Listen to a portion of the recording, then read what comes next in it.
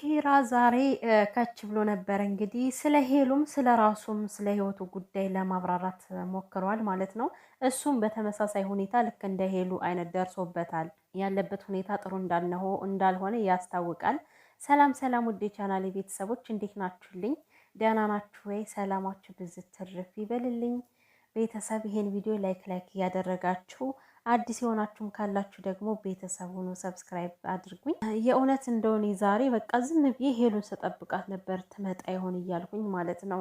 ሄሉ አንዴ መጥፋት ከጀመረች በቃ መጥፋት ነው የሚሆነው ስራዋና ዩቲዩብ ላይ ማንም እንድጠፋ አይፈልግም። ግን ደግሞ አሁን ያለችበት ሁኔታ ቪዲዮ የምሰራበት ሁኔታ አይደለም። በቃ ልቧ ታሟል። የኔ እናት የኔ ውድ እንግዲህ ያው ኪራም አንዳንድ ነገሮችን እያብራራ ነበረ። እንደ ወገኖቼ፣ ዘመዶቼ፣ ቤተሰቦቼ ከልብ ስብራት ፈጣሪ ይጠብቃችሁ። የምር በጣም ከባድ ነው የልብ ስብራት። እሱም ያው ተመሳሳይ ስሜት ስለሆነ ከፍቅረኛው ጋር መለያት ማለት እንግዲህ ስለ ሄሉ ሲያብራራም ያው እነሱ ምንም እንዳልሰሙ ድንገት ተሸርቶ እንዳዩት ነው ቪዲዮውን ሁሉ ፕራይቬት አድርገው እስከ ማለት ደርሼ ነበረ እያለ ነበረ። እና ግን ነገሩን በጣም ድብስብስ እያደረጉት ነው ያለ ማለት ነው። በቃ ኦልሬዲ ተለያይተዋል እኮ ከሱ ከአንደበቱ ራሱ የምትለዩት እንደተለያዩ ነው። የሆነ በቃ አለ አይደል የሚመለሱ ሁላ አይመስልም። እሱ ሲያወራ የምትረዱት ነገር አለ ከአንደበቱ የሚወጣው ቃላቱ ማለት ነው። የእውነት በሽምግልና የሚመለሱ ቢሆን ኖሮ የሆነ ፍንጭ ይናገር ነበረ። ኪራ ግን ዛሬ ምንም ነገር አልተናገረም። እንደውም እኛ እነሱ ከወሰኑ እኔ ምንም ማድረግ አልችልም ነው ያለ። በቅድሚያ ግን ሄሉዬ የኔ ውድ አይዞሽ፣ አንቺ ጀግና ነሽ፣ ጠንካራ፣ ለነገሮች የማትበገሪ አውቃለሁ። በዚህ ሰዓት በጣም ከባድ ሁኔታ ላይ ነው ያለችው ሄሉ። ከባድ የልብ ስብራት እያስተናገደች ነው ያለችው። ነገር ግን የማያልፍ ቀን የለም። ይሄን ቀን አልፈሽ ደግሞ ወደ ራስሽ እንደምትመለሽ ባለሙሉ ተስፋ ነን ሁላችንም፣ የምንወድሽ የምናከብርሽ። እኔ እኮ በጣም የምናደደው ልቧ መሰበሯ ሳያንስ ከስራዋ ሁላ መሰናከሉ። እች ልጅ የቤተሰብ ኃላፊነት አለባት ለብቻዋ ማለት በጣም ብዙ ነገሮችን ይዛ ያለች ልጅ ነን። ማንም እየመጣ ህይወቷንም ስራዋንም ልቧንም ምስቅልቅል ስብርብር አድርገውት እንደፈለገ ይሆናሉ እነሱ።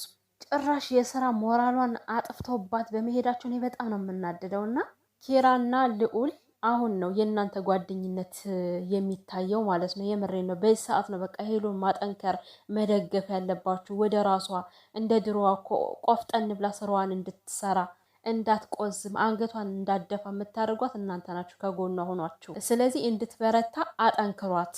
ሌላው ጊዜ ይፈታዋል። አሁን ዋናውና ወሳኙ ነገር የሄሉ መጠንከር ብቻ ነው። እንግዲህ በጣም እንዳመማት እንደተሰማት ልቧ እንደተሰበረ በቃ ጥሩ ሁኔታ ላይ ጥሩ ሙድ ላይ እንዳልሆነች እየተናገረ ነው። እናንተ ቤተሰቦች ጸሎት አድርጉላት ለሄሉ። ከዛ ሙድ መውጣት አለባት። በቃ እች ልጅ ማንንም አትነካ፣ ከሰው አትደርስ። ለምን በየጊዜው እንደዚህ አይነት መከራ ስቃይ ይደርስባታል? እና ምንድነው ሽማግሌ ያልገባበት ሽማግሌ የለም አለ። ከዚህ ጋር ነገሮች ራሱ ተጋጩብኝ እኮ። እንዴት ነው ነገሩ? ኪራ ምንድነው ያለው? መጀመሪያ ከነሱ ርቀን ነበረ፣ በእነሱ በራቅንበት ጊዜ ላይ ነው እንደዚህ የተፈጠረው አለ። ከዛ ደግሞ ብዙ ሽማግሌዎችን ተሰብስበናል፣ ልዩም ነበረች እያለ ነበር። እና ልዩን ፕሊስ በቃ ከዚህ ጋር ባታነሳ ጥሩ ነው። ነገሩ ሁሉ የነገሩ መንስኤ ማን ሆኖ ነው? አሁን ልዩ ለማስታረቅ እየሮጠች ነበር አልክ። ሲጀመር የሄሉ ህይወት መመሰቃቀል የጀመረው ልዩ የምትባል ሴት ከመጣች ጀምሮ ነው። የአብስራ የትም ይሄድ የትም ልዩን ልክ እንደ ጅራት እያስከተለ ይሄዳል። ከዛ የሄሉ ልብ ይሰበራል፣ ሄሉ ህይወቷ ይመሰቃቀላል።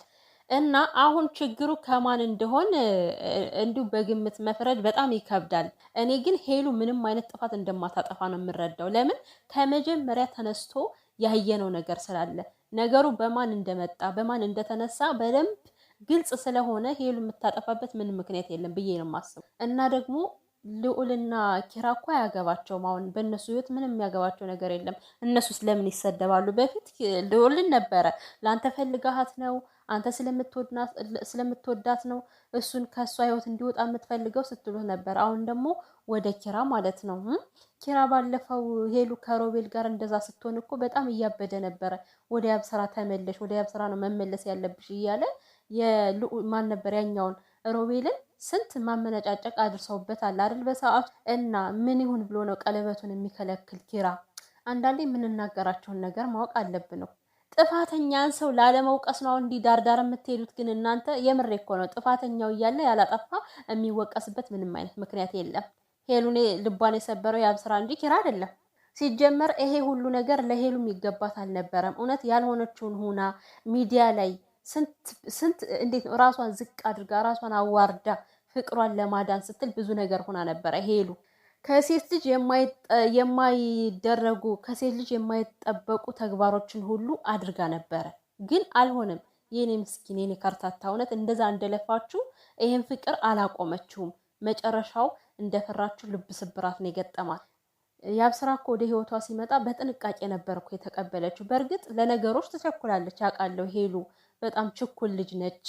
ነገር ግን በቃ እኔ የተጎዳው ሰው ነኝ፣ እንዳትጎዳኝ፣ ድጋሚ ነገሮችን የምቋቋምበት አቅም የለኝም ብላ ተናግራ ነበረ። ግን እንደተናገረችው አይደለም፣ ዙሮ የፈራችሁ ደረሰ ይኸው። እና ሽማግሌ ገብቷል፣ ብዙ ሰዎች ገብተው ነበረ፣ ግን ነገሩን እየፈቱት አይደለም ነው አባባሉ። ዛሬ ሽማግሌ ሆይ ሆይ ሆይ ሆይ ብሎ አስታርቋቸው፣ ነገ ደግሞ ዞሮ መፈላለስ ከሆነ ምንም ድጋሚ ልብ መሰባበር ነው የሚሆነው ማለት ነው። እች ልጅ በቃ አሁን መጠንከር ብቻ ነው ያለባት። ለምን ሽማግሌ መጥቶ ነገ ያስታርቃቸዋል። ከዛ ደግሞ ከነገ ወዲያ ሌላ ነገር ይፈጠራል፣ ይጣላሉ። ምንድን ነው በህይወትሽ አይለፍልሽ ተብላለች እንዴ? በየጊዜው በተጣሉ ቁጥር ምን ያክል ነው ልቧ ቀስሞ እየተሰበረ ያለው ሄሉ። እኔ ፈጣሪ እውነት እህልዋ ካላቸው አንድ ያድርጋቸው፣ ካልሆነ ግን መለያየቱ ነው የሚሻል። በቃ በየጊዜው መቆሳሰል አያስፈልግም።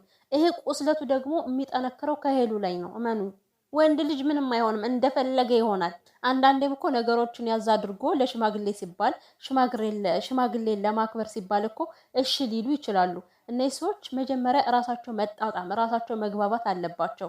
ሲጀመር ፍቅራቸውም ልክ አልነበረም እኮ ከመጀመሪያው። በቃ ጸብ የበዛበት ድብልቅልቅ የበዛበት፣ አንድ ቀን ደስታ ይሆናል፣ ሳምንት ደግሞ ለቅሶ ሀዘን ነው የሚሆነው በእነሱ መካከል ያየነው እስከ ዛሬ ድረስ ማለት ነው። ነገ ምን ይሄ ነገር እንደማይፈጠር ምንም ዋስትና የላትም ሄሉ። እና ሄሉዬ አሁን ላይ ዝም ብለሽ ራስሽን አጠንክሪ። በቃ ውሳኔሽን ወስነሽ መተሽ ሚዲያ ላይ ተናግረሻል። በውሳኔሽን ጽኝ። በቃ የምሬን ነው። የሆነ ልብሽን የሚጎረብጠው ነገር ካለ ምንም አያስፈልግም።